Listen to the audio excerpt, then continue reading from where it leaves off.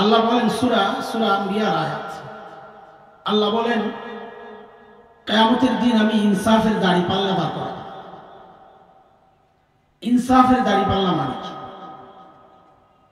কোরআনের এক আয়াত যেমন আরেক আয়াতের তাফসীর হয়, একই আয়াতের এক অংশ আরেক অংশের তাফসীর হয়।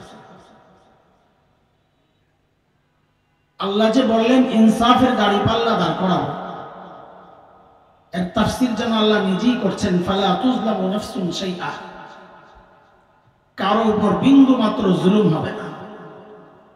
বিচার কাজে আবার জুলুম কেমনে হয় এটা আগে না বুঝলেও গত 16 বছর আমরা দেখে দেখে মোটামুটি বুঝ আমাদের হয়েছে। বিচারের নামের প্রহসন কাকে বলে? আমরা দেখেছি যারা অপরাধী না তাদেরকে ফাঁসিতে ঝুলানো হয়েছে শুধুমাত্র রাজনৈতিক কারণে, আর যারা অপরাধী, চোর, বাটপার, দুর্নীতিবাজ, সন্ত্রাসী, তারা রাষ্ট্রীয় সমস্ত সুবিধা ভোগ করে বীরের মতো রাস্তায় চলেছে। আল্লাহ বলেন আমার আদালতে এমনটা হবে না। আমার আদালত কেমন হবে পরের ব্যাখ্যা আরো স্পষ্ট, ওয়াইন কানা মিসকালা হাববাতিন মিন খারদাল, কেউ যদি একটা সরিষা দানা পরিমাণ নেকিও করে সেটাও আমি মাপার জন্য উঠাবো, কেউ যদি সরিষা দানা পরিমাণ গুনাহ করে তাকেও উঠাবো। হিসাবের জন্য এই ব্যবস্থাই যথেষ্ট।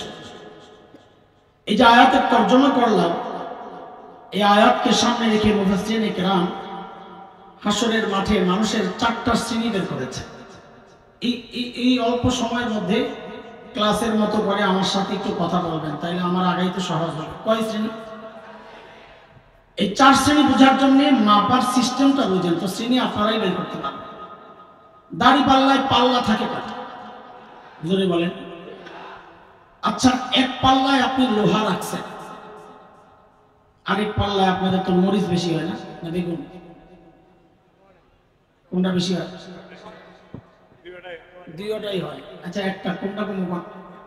বেগুন। বোঝা গেছে বেগুনের ইয়া বেশি। এক পাল্লায় লোহা রাখছেন, আরেক পাল্লায় বেগুন রাখেন নাই, মাপা যাবে? জোরে বলেন।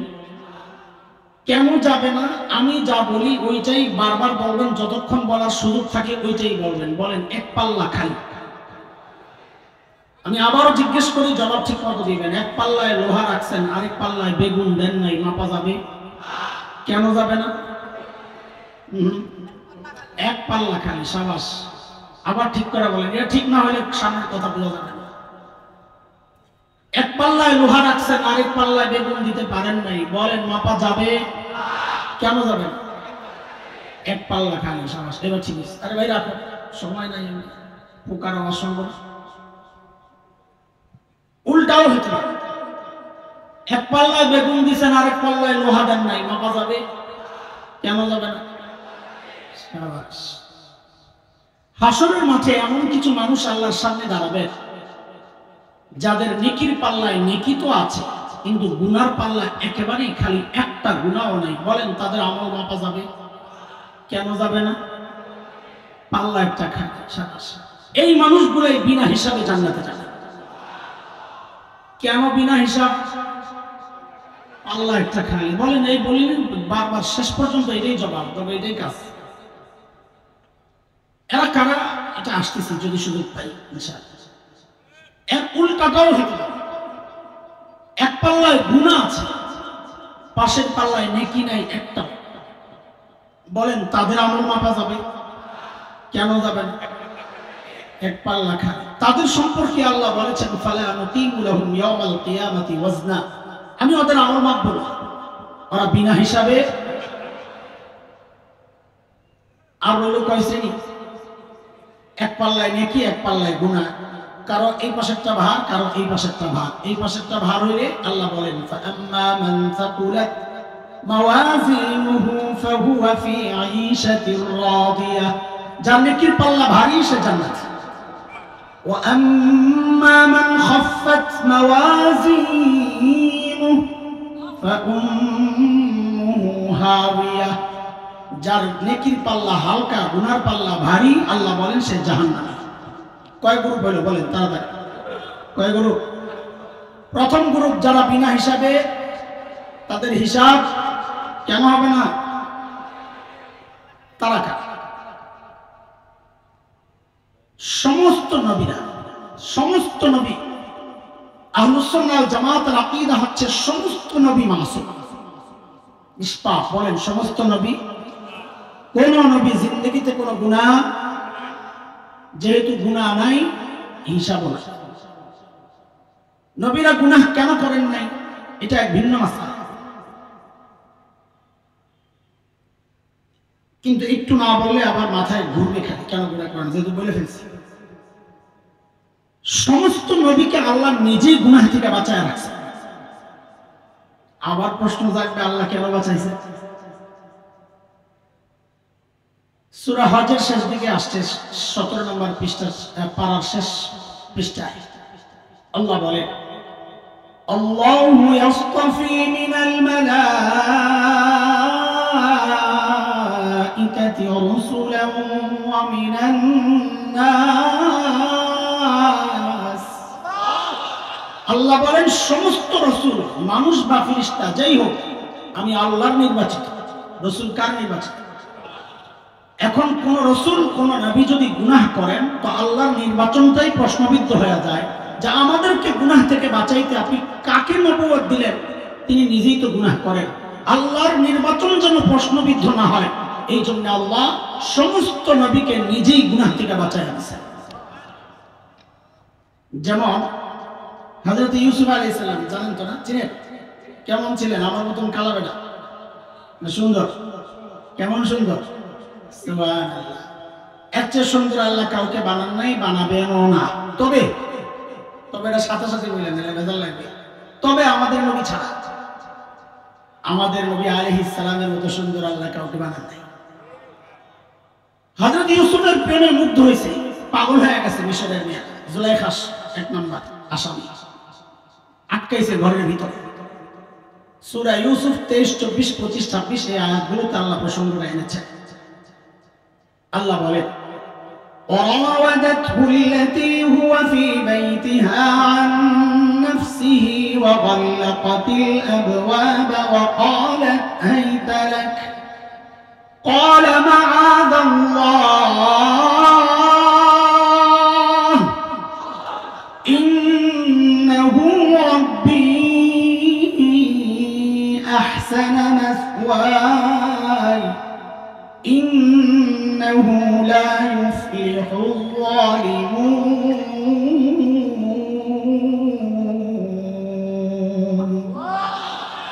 বিপদে পড়েই দিয়েছেন আল্লাহর নাম, ও আল্লাহ আমারে বাঁচা। 24 নম্বর আয়াতে আল্লাহ বলেছেন আমি বাঁচাইছি। তো বলেন হযরত ইউসুফকে বাঁচাইছেন কি?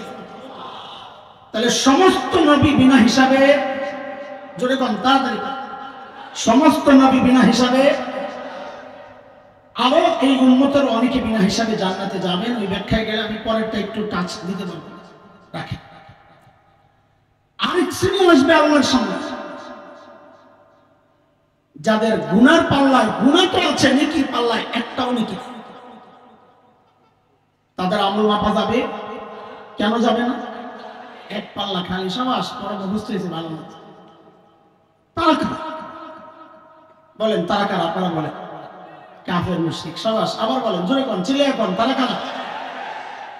এটা ঠিক আছে, এটা সবাই জানে। হয়তো আরেকটা শ্রেণী আছে তাদের বিষয়ে জানে। শুধু কাফের গোষ্ঠী বিনা হিসাবে জাহান্নামে যাবে বিষয়টা এমন। বিনা হিসাবে জাহান্নামে যাওয়ার মতো আমার মতো টুপিওয়ালাও হইতে পারে, আমার মতো দাড়িওয়ালাও হইতে পারে, জুব্বাওয়ালাও হইতে পারে, প্রতি রাতে 80 রাকাত তাহাজ্জুদ পড়ানোওয়ালাও হইতে পারে, সকালে উল্টা জায়নামাজ খোঁজা ব্যক্তিও হইতে পারে। তারা কারা? আর রাখেন না। আল্লাহ বলতেছে কোরআনে, আগে কোরআন শুনেন, এরপর আপনি ব্যাখ্যা দিন। আল্লাহ বলেন, وَمَن يَرْتَدِدْ مِنكُمْ عَن دِينِهِ فَيَمُتْ وَهُوَ كَافِرٌ فَأُولَئِكَ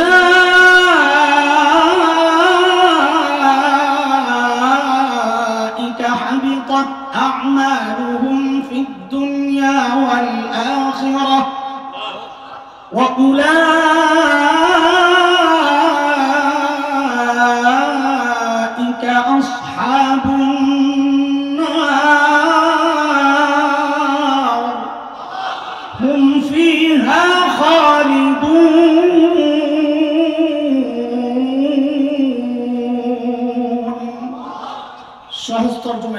আল্লাহ বলেন যারা মুরতাদ ওই অবস্থায় যাদের মৃত্যু হয়েছে কুফরি অবস্থায় তারাও চলে যাবে জাহান্নামে হিসাব ছাড়াই। প্রশ্ন হচ্ছে মুরতাদ কারা? মুরতাদের সহজ তর্জমা বুঝেন যারা ইসলাম থেকে বের হয়ে গেছে তারা কারা? এই বিষয়টা শোনার আগে শেখ আবুল হাসান আলী নদভীর একটা বিখ্যাত উক্তি আগে শুনে। হযরত বলেছেন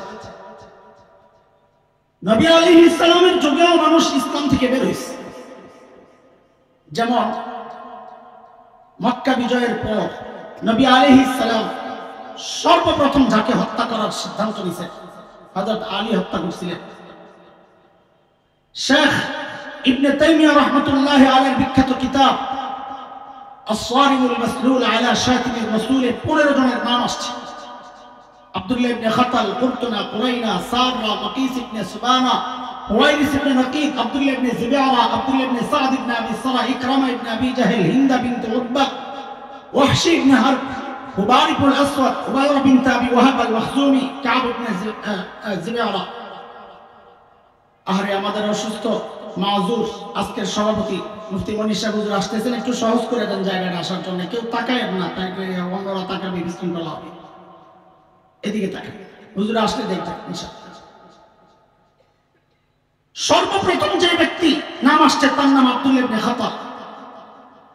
সে নবী যুগের মুরতাদ, মুসলমান হয়েছে। সাহাবীদের যুগেও বহু মুসলমান ইসলাম থেকে বের হয়েছে। মুসাইলামাতুল কাজ্জাবকে যারা নবী মেনেছে তারা মুরতাদ হয়েছে। শেখ আবুল হাসান আলী নদভী বলেন এই যুগে সেই তুলনায় 1000 গুণ বেশি মানুষ মুরতাদ হচ্ছে। তবে একটা সূক্ষ্ম পার্থক্য আছে। কি সেই পার্থক্য? ওই যুগে যারা মুরতাদ হয়েছে সে জানতো আমি ইসলাম থেকে বের হয়ে গেছি, ওই সমাজ জানতো সে ইসলাম থেকে বের হয়ে গেছে। কিন্তু দুঃখজনক হলেও সত্য, এই যুগে যারা মুরতাদ হয় সে নিজেও জানে না আমি ইসলাম থেকে বের হয়ে গেছি, তার সমাজও জানে না সে ইসলাম থেকে বের হয়ে গেছে। প্রমাণ কুখ্যাত ব্লগার রাজীব হায়দার, তাকে যখন হত্যা করা হলো তো সংসদে দাঁড়ায় আপনাদের পলাতক নেত্রী বলেছিল দ্বিতীয় মুক্তিযুদ্ধের প্রথম শহীদ রাজীব হায়দার। আল্লাহর নবীর দুশমনকে যে শহীদ বলে খোদার কসম তার ঈমান থাকতে পারে না। সমাজ জানে না সে ইসলাম থেকে বের হয়ে গেছে, বলে জানে না। প্রমাণ কি আপনার কাছে? কারণ এদের জানাজা হয়েছে শাহবাগ। কোথায়? বলে তো আপনারা পড়াইলেন কেন? না আমরা ইচ্ছা করে পড়াই নাই, আমাদের এক ভাইকে জোর করে নেওয়া হয়েছে। কারবার একটা হয়েছে আজীব, ওরা ওদের শক্তি দেখাইছে, আমার ভাইও তার শক্তি দেখাই দিছে। বলে তার আবার কি শক্তি? বলে ওযু ছাড়া জানাজার নামাজ পড়াইয়া দিছে। বলে ওরা ওদের শক্তি দেখাইছে, আমি আমার শক্তি দেখাই দিছি। তাকবীর ছিল 3টা। কয়টা? তো বলে পিছন থেকে লোকমা দেয় নাই, যারা পড়ছে ওরা জানলে না তাকবীর কয়টা দেয়। সবগুলো তো এক মার্কা। দোস্ত, বাংলাদেশের এই মুহূর্তে আমরা মনে করি অন্যতম এক ভয়ঙ্কর ফিতনার নাম হচ্ছে ইরতিদাদের ফিতনা, ইসলাম থেকে বের হওয়ার ফিতনা। আমাদের দেশে একটা পাইপ লাগানো ছিল, দাদাদের পাইপ। দাদা বাবু নেতৃত্বে ছিল পলাতক হাসিনা। জুলাই আগস্টের বিপ্লবে সেই পাইপকে ক্লোজ করা হয়েছে, কিন্তু আরেকটা পাইপ চালু আছে, সেটা হচ্ছে দাতাদের পাইপ, পশ্চিমাদের পাইপ। ডক্টর ইউনূস এবং তার সঙ্গীদের ঘাড়ে পাড়া দিয়ে ওই পাইপ দিয়ে পশ্চিমাদের কালচার এদেশে প্রতিষ্ঠার চেষ্টা হচ্ছে। আপনাদেরকে স্পষ্ট জানিয়ে দিতে চাই, আমরা আশা করব আপনারা আমাদের পাশে থাকবেন এই বিষয়ে। বাংলাদেশের পাইপ একটাই থাকবে, মদিনার পাইপ। কথা বলেন ঠিক না? ট্রান্সজেন্ডারের মতো ভয়ঙ্কর ইসলাম বিদ্বেষী, ইসলাম বিরোধী কালচার এদেশে প্রতিষ্ঠার চেষ্টা হচ্ছে। বাংলাদেশে প্রাইমারি স্কুল আছে 65,500 প্লাস। আপনারা যারা প্রাইমারি স্কুল সম্পর্কে অবগত আছেন, আমি জিজ্ঞেস করলে জবাব দিয়ে, সেই স্কুলগুলো তো বাংলা বই নাই, আছে নাকি? প্রাইমারি স্কুলে বাংলা বই আছে? ও, শিক্ষক তো নাই। শিক্ষক আছে, ইংরেজি বই তো নাই। আমি প্রাইমারি স্কুলের কথা বলতেছি। আছে নাকি? কিন্তু শিক্ষক তো নাই। ইংরেজির শিক্ষক আছে? কিছুই তো জানি না। অঙ্ক বই তো। ওই বানর হঠাৎ একদিন দেখে তার পিছন থেকে লেজটা নাই। কি হয়ে গেছে? লেজ গায়েব হয়ে গেছে। আরো কয়েকদিন পর দেখে মেরুদণ্ড শুরু হয়ে গেছে। আরো কয়েকদিন পর দেখে তার শরীরের সমস্ত পশম ঝরে যাচ্ছে, শুধু মুষ্টি রয়েছে, মুষ্টি, বড় বড় মুষ্টি। আরো কয়েকদিন পরে দেখে সে মানুষের মতো দেখতে। ওই বানর চিড়িয়াখানার খাঁচার সামনে যায় দাঁড়ায় দিছে এক জোরে হুঙ্কার, কি বইলা? I am Zafar Iqbal. আপনাকে পলাতক নেত্রী ওই বানর রে আইনা আপনার সন্তানের সিলেবাস প্রণয়নের দায়িত্ব দিয়েছিল। কিন্তু আমরা আফসোসের সাথে লক্ষ্য করেছি আপনারা কথা বলেন নাই। মৌলবীদের প্রতিবাদের মুখে সেদিন ওরা পিছু হাঁটতে বাধ্য হয়েছিল। কিন্তু আমাদের জিজ্ঞাসা জানতে চাওয়া, এসব বিষয়ে প্রতিবাদ মৌলবী কেন করবে? প্রতিবাদ তো করার কথা আপনাদের, কারণ এই ঘোড়ার টিভির সিলেবাস মৌলবীর সন্তান পড়ে না, পড়বে না। মৌলবীর সন্তান তো কলা কলা রাসূলুল্লাহ পড়বে। এই সিলেবাস পড়ে আপনাদের সন্তান। আপনারা প্রতিবাদ তো করেন নাই, বরং বহু পোড়া কপাল এই প্রতিবাদী আলেমদের বিরুদ্ধে আচরণ করেছেন। সব জায়গায় রাজনীতির গন্ধ খুঁজেন না। এটা রাজনীতির বিষয় না, এটা আমার ইমানের ব্যাপার, এটা আমার বিশ্বাসের ব্যাপার, এটা আমার চেতনা আকীদার ব্যাপার।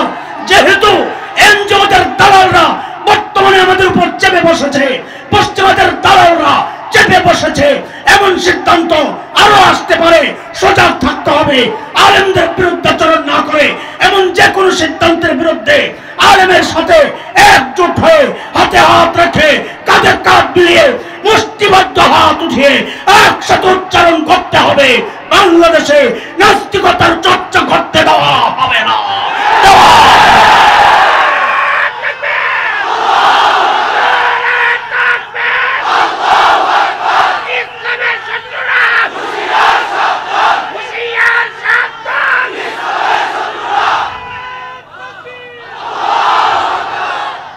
আমরা সব বিষয়ে আপোষ করতে পারবো, দ্বীন আর আকীদার বিষয়ে, স্বাধীনতা সার্বভৌমত্বের ব্যাপারে কারো সাথে আপোষ করতে পারবো না।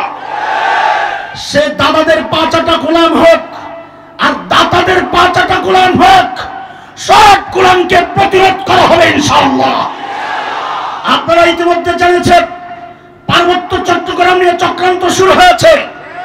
এই দেশ থেকে বিচ্ছিন্ন করে খ্রিস্টান রাষ্ট্র বানানোর চক্রান্ত শুরু হয়েছে। যুবক জাগতে হবে। শাইখুল হিন্দের রুহানি সন্তানরা যতদিন এই জমিনে বেঁচে থাকবে এই দেশকে টুকরা করতে দেওয়া হবে না, টুকরা করতে দেওয়া হবে না।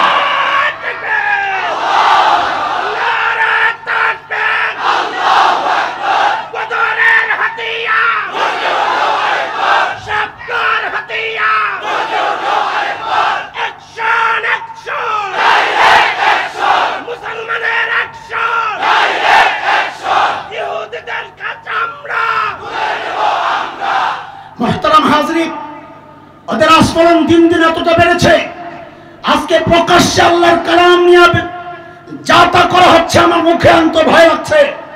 আপনারা জেনে থাকবেন, মিডিয়ার মাধ্যমে হয়তো জেনেছেন, আমরা দেখছি শুধু সহ্যের একটা সীমা আছে। আপনাদেরকে স্পষ্ট জানিয়ে দিতে চাই, ইসলাম, আল্লাহর নবী, কোরআন এই স্পর্শকাতর বিষয়গুলো নিয়ে সতর্ক থাকুন। আপনারা আইন করে এদের শাস্তির ব্যবস্থা করুন, না হয় এদেশের তাওহীদি জনতা আইন নিজের হাতে তুলে নিতে বাধ্য হবে। কাদিয়ানীদের উৎপাত শুরু হয়েছে খুব জোরে সোরে, জানেন তো। আগামী 15ই নভেম্বর সোহরাওয়ার্দী উদ্যানে আল্লামা মধুপুরী, আব্দুল হামিদ মধুপুরী হাফিজাহুল্লাহ সারা বাংলাদেশের খাতমে নবুয়তের যতগুলো সংগঠন আছে ঐক্যবদ্ধভাবে এই কর্মসূচির ঘোষণা দিয়েছে। পাকিস্তান, ভারত, সৌদি আরব সহ সারা দুনিয়ার শ্রেষ্ঠ আলেমরা অংশগ্রহণ করবে। সবাই দলমত নির্বিশেষে ওখানে আমরা অংশগ্রহণ করব। জামালপুরের প্রতিনিধি হিসাবে হযরত, যদিও সারা দেশেরই মুরব্বী, আমাদের শেখ আবুল কাসিম সাহেব হাফিজাহুল্লাহ, এসব বিষয়ে যখনই হযরত ডাক দিবে হযরতের পাশে দাঁড়াবেন তো ইনশাআল্লাহ? দাঁড়াবেন তো ইনশাআল্লাহ? আর যারা বলেন দাঁড়াবেন তো ইনশাআল্লাহ, সব বরদাস্ত করতে পারবো।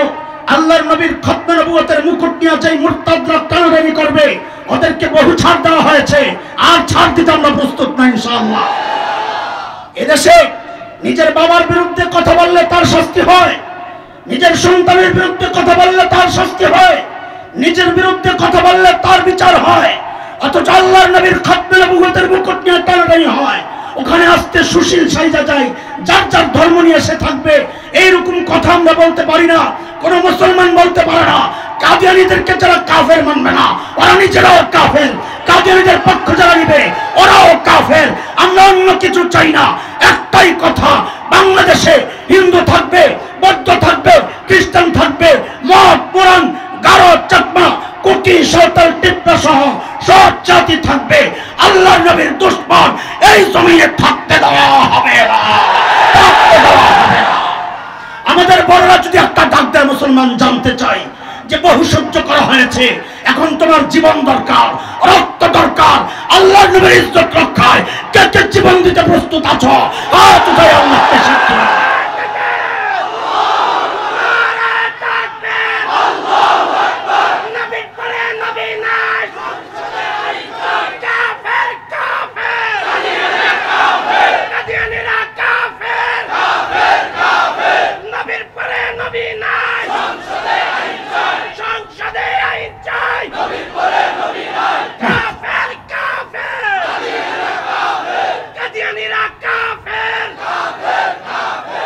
বলেন তারিখ কবে? 2000 মনে থাকবো তো ইনশাআল্লাহ। 14 তারিখে যাওয়ার জন্য প্রস্তুত হব, বড়দের সাথে মশওয়ারা করে যেভাবে যাওয়ার প্ল্যান হয়, প্রোগ্রাম হয়, এভাবেই যাবো, বিশৃঙ্খল থাকবো না ইনশাআল্লাহ। হাসরের মাঠের শ্রেণী কয়টা ভুলে গেছেন? চিল্লান দিয়ে পড়া। 1 নাম্বার যারা বিনা হিসাবে, 2 নাম্বার বিনা হিসাবে, আর রইল কটা? নেকির পাল্লা যাদের ভারী তারা, গুনার পাল্লা যাদের ভারী তারা। আমাদের আজকের আলোচনার মূল পয়েন্ট এটা, কারণ আগের যে 2 শ্রেণী গেছে, প্রথম শ্রেণী বিনা হিসাবে জান্নাতি, আশা তো করি, বাস্তবতা তো বিরোধী। আমাদের ভাই বলেছেন মুসলমান হিসাবে আমাদের যা করণীয় ছিল আমরা করতে পারছি না, এটা আমাদের ব্যর্থতা। সেই হিসাবে বিনা হিসাবে জান্নাত যদি আল্লাহ দেন সে তো আল্লাহর দয়া, আমি উপযুক্ত না। বিনা হিসাবে জাহান্নামেও যাওয়ার আশা আমাদের নাই, যেহেতু আল্লাহ ঈমানের নিয়ামত দিয়েছেন আলহামদুলিল্লাহ। আর যে 2 শ্রেণী, আমাদের ওই 2 শ্রেণীতে থাকার সম্ভাবনাই বেশি। হয় কারণ নেকির পাল্লা ভারী হবে, অথবা গুনার পাল্লা ভারী হবে। নেকির পাল্লা ভারী করার পদ্ধতি কি? কোরআন সুন্নায় অসংখ্য ব্যবস্থা আছে নেকির পাল্লা ভারী করার। শেষ যদি সুযোগ পাই আমি একটা ফিনিশিং এর কথা বলবো, কেমনে ভারী করে ইনশাআল্লাহ। তার আগে আল্লাহর কিছু দয়া আমাদের প্রতি পাল্লা ভারী করার জন্য একটু দেখেন। অল্পতেই যেন আমরা নেকির পাল্লা ভারী করতে পারি, আল্লাহ অনেক ব্যবস্থা রেখেছেন। তার মধ্যে সব সময়ের একটা ব্যবস্থা, আল্লাহ বলেন মান জাআ বিল হাসানাহ ফালাহু আশরু আমসালিহা ওয়া মান জাআ বিস সাইয়্যাহ ফালা ইউজজা ইল্লা মিসলাহা। আল্লাহ বলেন নেকি করবে একটা, উঠবে কয়টা? জোরে বলেন 10টা। বলেন কয়টা? নেকি একটা, উঠবে কয়টা? গুনাহ একটা, উঠবে একটা। সুবহানাল্লাহ বলবেন না? না বাড়িতে বলেন, নিয়ত করছেন? বলেন আবার ঠিক করে, নেকি একটা, উঠবে কয়টা? গুনাহ একটা, উঠবে কয়টা? বান্দা খবর কি? ফেসবুক চালাইতে চালাইতে গেছে, কেন নেকি করার সুযোগ পাই নাই, গুনাহ চালু আছে। আল্লাহ তাআলা মাঝে মধ্যে স্পেশাল কিছু অফার দেন। যেমন এক অফার দিয়ে দিয়েছেন রমজান আল মুবারক, রমজান মাস। মাঝে মধ্যে বিভিন্ন দোকানে, বড় বড় শোরুমে অফার দেয়, একটা কিনলে একটা ফ্রি, 50% ডিসকাউন্ট হয়। আমরা দেখি এলিভেন রোডে ভিড় পড়ে যায়। আল্লাহ একটা স্পেশাল ডিসকাউন্ট দিয়েছেন নেকির পাল্লা ভারী করার এই উম্মতের জন্য। বলে সেটা কি? বলে রমাজান মাস নবী আলাইহিস সালাম বলেন মান আদ্দা ফীহি ফরিদা কানা কামান আদ্দা 70 ফরিদাতান ফীমা সিওয়া। এই মাসে একটা ফরজ আদায় করলো আল্লাহ তার আমলনামায় উঠায়া দিবেন 70টা ফরজ। একটাকে নিয়ে 69টা ফ্রি। সুবহানাল্লাহ। আচ্ছা বলেন তো আপনাদের জামালপুর যদি এমন একটা দোকান থাকে যেখান থেকে রূপা কিনলে বাড়িতে আসলে দেখে শোনা, কি একটা অবস্থা, এই দোকানের কি হালত হবে বলেন তো? হ্যাঁ, মানুষ ওই দোকানের মাটি শুদ্ধ ওরা খাই নেব, ঠিক কিনা? পরে টয়লেটে যায় চেক করবো কিছু পরিবর্তন হয়েছে কিনা। হ্যাঁ, আর নবী বলেন রমাজানে কিংবা রূপা হইব সোনা, মানে কি করবা নফল আমল, নফল আমল আল্লাহ আমল নামায় উঠায়া দিবেন ফরজের সওয়াব। কি বান্দা নেকির পাল্লা ভারী হইছে, আল্লাহ গেছে গা কেমনে কেমনে রোজা, কয় যা আরেকটা অফার আছে তোর জন্য। বলে কি? বলে লাইলাতুল কদর খায়রুম মিন আলফি শাহর, এমন এক মাস রমজান, এমন একটা রাত করে দিয়ে দিলাম, ল আমল নামা পাল্লা ভারী কর, আমল করবি এক রাত, আমি আমল নামায় উঠায়া দেব 1000 মাসের চেয়েও বেশি সওয়াব। এই 1000 মাসের চেয়েও বেশি কত হয়? কত? 83 বছর। জোরে কর না, আরো জোরে কর। 83 বছর 4 মাস। ধন্যবাদ, আপনারা যে হিসাব করছেন, কিন্তু আজকে কানো ধরে যাবেন, জিন্দিগিতে হিসাব আর করবো না। বলেন ইনশাআল্লাহ। কেন? বলে হিসাব করছি তো ঠকছি, হিসাব করছি তো। কেন? আরে আল্লাহ বলেন খাইর, 1000 মাসের চেয়ে দামি। আপনি 83 বছর 4 মাস লয়ে বয়া থাকেন, আমরা এটা নিতে রাজি না।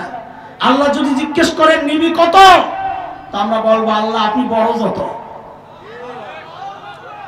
হ্যাঁ, 1000 মাসের চেয়ে বেশি কত বলেন তো চিৎকার করে? আমার আল্লাহ বড় যত। বলেন চিৎকার করে বলেন, আমার আল্লাহ বড় যত। আমারও যদি জিজ্ঞেস করে তোর কত দিলে চলবে, আমি বলবো আল্লাহ যা দিলে জান্নাতে ঢুকতে পারবো, আমার ওইটাই চলবে। কি বান্দা খবর কি লাইলাতুল কদর আবার ইবাদত করছো? আল্লাহ ফেসবুকে ঢুকছিলাম, কোন সময় ফজর হয়ে গেছে টের পাই নাই।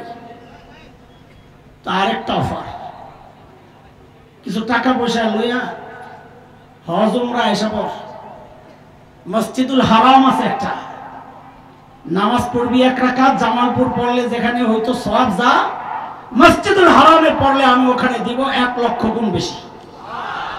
সুবহানাল্লাহ। তো আসতে 1 লক্ষের দাম তোমার কাছে আসতে, সুবহানাল্লাহ। আল্লাহু আকবার, চিৎকার করে বলেন না আল্লাহ। এইভাবে সারা বছর অফার চলতেই থাকে। কিন্তু এটা আবার বয়ান করার মূল মাকসাদ না, আসল জায়গা হইল পাশে। এই জায়গাটা একটু মনোযোগ সহ শোনা লাগবে। আসেনি মনোযোগ? কে কে ঘুমাইছেন একটু হাত উঠায় দেখান তো। আল্লাহু আকবার। এই নি মনোযোগের অবস্থা। সুবহানাল্লাহ। না ঠিক আছে, মনোযোগ দেন, শুনেন। আচ্ছা বলেন তো, নেকির পাল্লায় গোটা বাংলাদেশটা যত ওজন হবে, কত ওজন, কত ট্রিলিয়ন টন হবে আল্লাহ মালুম। এই পরিমাণ নেকি যদি কারো নেকির পাল্লায় হয়, বলেন তো নেকির পাল্লা ভারী না হালকা? সবাই বলেন তো, ভারী না হালকা? জোরে কম।